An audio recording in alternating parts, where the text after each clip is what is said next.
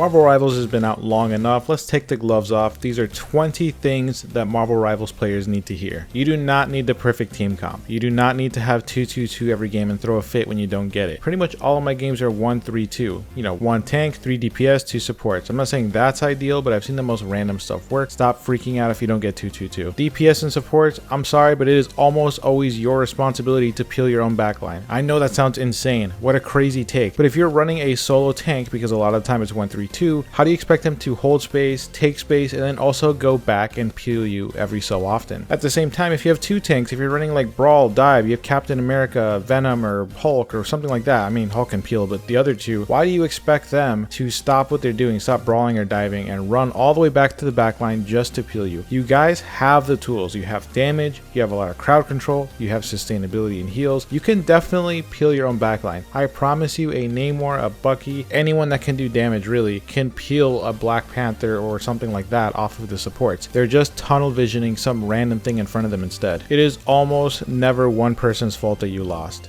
It can happen, but it's rare. I've seen a lot of delusional comments on my videos where people will say they had a 5 stack and one person's the reason they lost. I promise you it is probably not that. DPS players stop going for useless damage. You can either contest somebody, another support, or a DPS that has high ground or is just damaging your team from a safe angle, or you can go for kills. Stop throwing random Namor spears into the center of a body of a Groot just so that Luna could heal them and get her ult built up faster. Tanks, stop boxing with other tanks the entire game. You'd be surprised how often you can slide past that goalie and damage the backline. You can make them get pushed back, you can actually kill them. That is actually the way that you take space, believe it or not. It is not the universe's fault that you're stuck in whatever rank that you're in. It isn't all luck based. I get a lot of comments that say, oh, it's only luck. This game is just luck. Yeah, I understand that there are days where you're unlucky or very lucky, but that's just delusional. Stop downplaying people's ranks. People need to just focus on themselves and mind their own business. I get that some people don't belong in Grandmaster. There's people with like 40% win rate or something that are in there, but I promise like most of the time they're closer to 50%, which is a normal win rate for climbing. I feel like the other ones are a little bit more rare than people think. Stop hyper focusing on stats. This does not tell the whole story. This genre is about respawn timers, ultimates, and tempo. In other words, doing things to keep the game in your favor. It is not about how many kills you got, how much damage you did, because we don't know if you did it at a valuable time. We don't know if you picked a valuable target, etc, etc. You cannot control other people. You aren't going to get better at this game if the story for your ranked game is always, oh, my supports, oh, my DPS, oh, my tanks. What about you?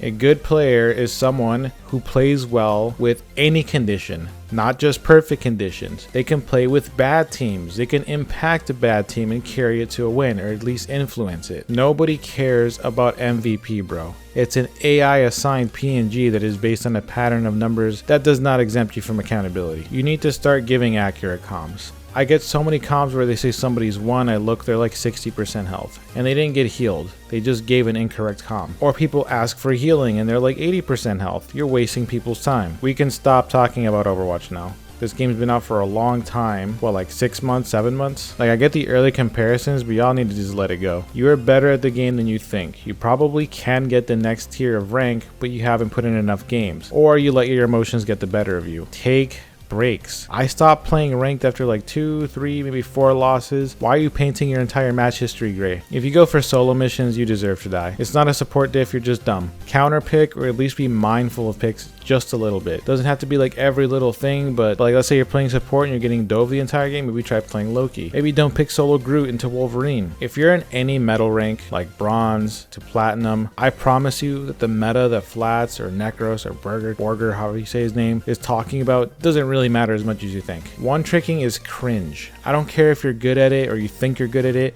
Most of the time these guys throw a tantrum or rage quit, intentionally throw whatever if their hero gets banned or they start getting hard countered. The game's for fun.